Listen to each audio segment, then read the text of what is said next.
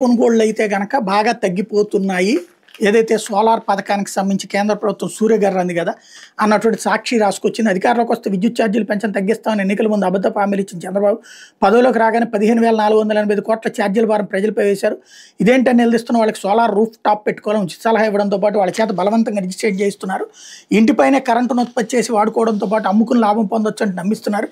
ప్రతి ఇంటిని ఓ విద్యుత్ గ్రిడ్‌గా మారుస్తానంటూ ప్రగల్భాలు పలుకుతున్నారు. కానీ ప్రజల నుంచి కనీస స్థాయిలో స్పందన రావడం లేదు. దీంతో ప్రజలను ఒప్పించేందుకు అధికారులు తంటాలు పడుతున్నారు. సోలార్ రూఫ్ టాపులు రిజిస్ట్రేషన్ చేయించాలని సర్కార్ విద్యుత్ శాఖ అధికారులకు లక్ష్యాలు నిర్దేశిస్తుంది. దీంతో వాళ్ళు క్షేత్రస్థాయి సిబ్బందిపై ఒత్తిడి తెస్తున్నారు. వినియోగదారులతో బలవంతంగా రిజిస్ట్రేషన్ చేయించేందుకు పాటుపడుతున్నారు.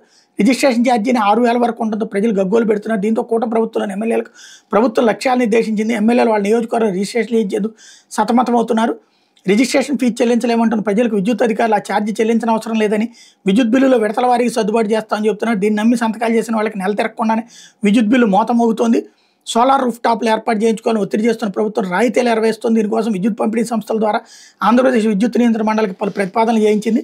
దీంతో ఇళ్ల మీద 10 కిలోవాట్ల సామర్థ్యం వరకు ఉండే సోలార్ రూఫ్ టాప్ సిస్టమ్ ఏర్పాటుకు రిజిస్ట్రేషన్ ఛార్జీల మాఫీతో పాటు నెట్ మీటరింగ్ ఖర్చులు మినహాయించాలని ఏపీఆర్సీ నిర్ణయించింది. ఈ మేరకు డిస్కంలు ఆదేశాలు జారీ చేసింది. ప్రభుత్వం రాయితీలు ఇచ్చిన 3 కిలోవాట్ల సామర్థ్యం గల సోలార్ రూఫ్ టాప్ పెట్టాలంటే 1.8 లక్షలు వెచ్చించాలి. దీనికి అదనంగా దరఖాస్తు రుసుము 5 కిలోవాట్ల వరకు ₹1000, ఆ పైన 5,000 చొప్పున చెల్లించాలి. మీటరింగ్ ఛార్జీలు కూడా ప్రస్తుతం అదనంగా వసూలు చేస్తున్నారు. ఇప్పుడు అదనపు ఛార్జీలు మాత్రం మినహాయిస్తామంటున్నారు.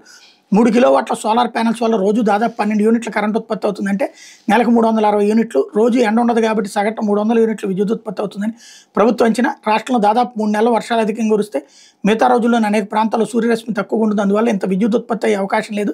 నిజానికి విద్యుత్ ఉత్పత్తి విధానాలు సౌర విద్యుత్ ఉత్పత్తి వ్యయం ఎక్కువని అనేక అధ్యయనాలు చెప్తున్నాయి. అందువల్లనే ప్రస్తుతం అన్ని రాష్ట్రాలు కలిపి రూప్ టాప్ సామర్థ్యం 11 గిగావాట్లు అయితే అందులో నివాస గృహాలపై ఉన్నది కేవలం 2.7 గిగావాట్లు మాత్రమే అన్నటువంటి వార్తని హైలైట్ చేసింది.